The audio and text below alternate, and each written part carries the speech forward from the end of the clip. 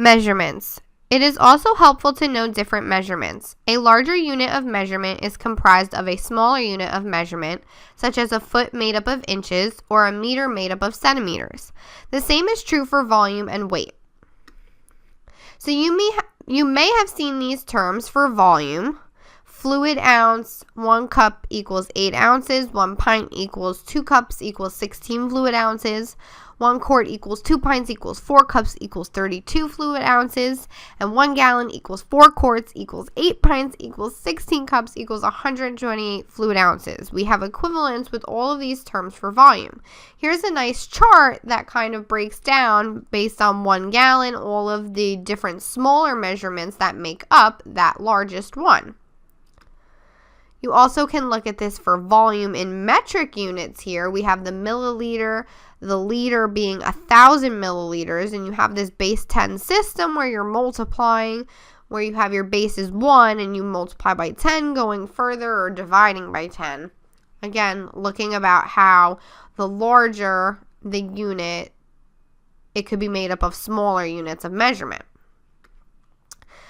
For weight in U.S. customary units, we have ounces, pounds, where a pound is 16 ounces. You have a ton is 2,000 pounds. And you have weight in the metric units being a gram, where kilogram is 1,000 grams and a metric ton is 1,000 kilograms.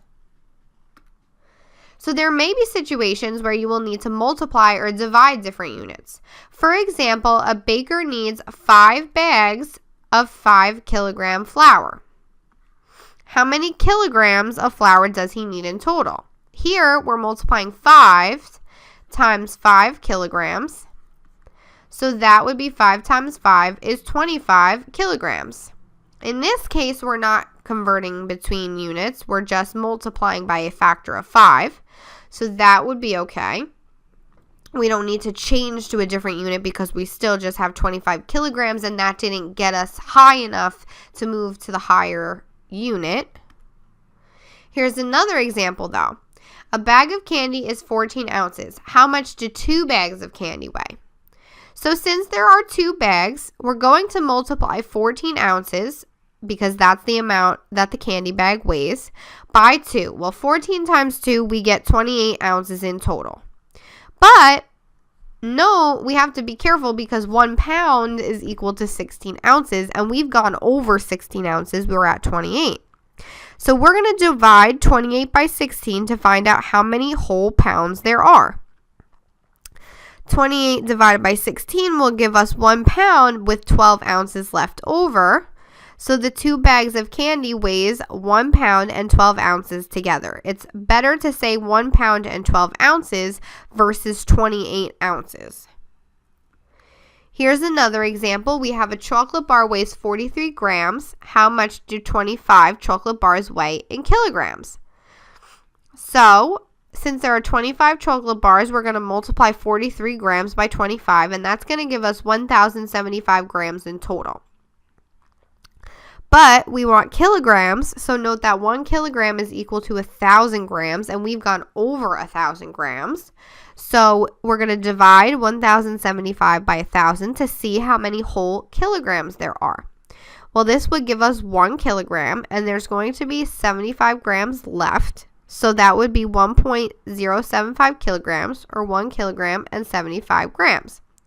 But again, we want it in kilograms, so the 25 chocolate bars are going to weigh a total of 1.075 kilograms. Another example, we can look at decorative tape. Cassandra has 5 pieces of decorative tape that measure 75 centimeters long each. How long is the tape altogether in meters? So, to find the length of the tape, we're going to multiply 5 for the 5 pieces by 75 for the centimeters to get 375 centimeters in total. But there are 100 centimeters in 1 meter, and we've gone over 100 centimeters with 375. So we need to divide 375 by 100 to find the whole number of meters that there are. Well, 375 divided by 100 is going to give you a whole number of 3, and the remainder of 75 is going to be the number in centimeters. So Cassandra has, with her 5 pieces of decorative tape, 3 meters and 75 centimeters, or 3.75 meters of tape. We also have a cake recipe here as an example. We have a cake recipe calls for 5 cups of milk. So how many pints is this? Well, a pint is 2 cups, and there are 5 cups. So we're going to divide 5 by 2. This is an example of a division problem now. And 5 divided by 2 gives us 2 whole pints, and there's going to be 1 cup left over. So, to put it plainly, the recipe calls for 2 pints and 1 cup of milk. What is 1 liter and 600 milliliters times 2? Well, when we multiply both numbers by 2, 1 times 2 gives us 2 liters, and 600 times 2 gives us 1,200 milliliters. But remember, a liter is 1,000 milliliters, and we've gone over 1,000 milliliters with our 1,200 milliliters. So we need to change the 1,200 milliliters into liters, which gives us 1 liter and 200 milliliters left over, because you're subtracting 1,000 from the 1,200.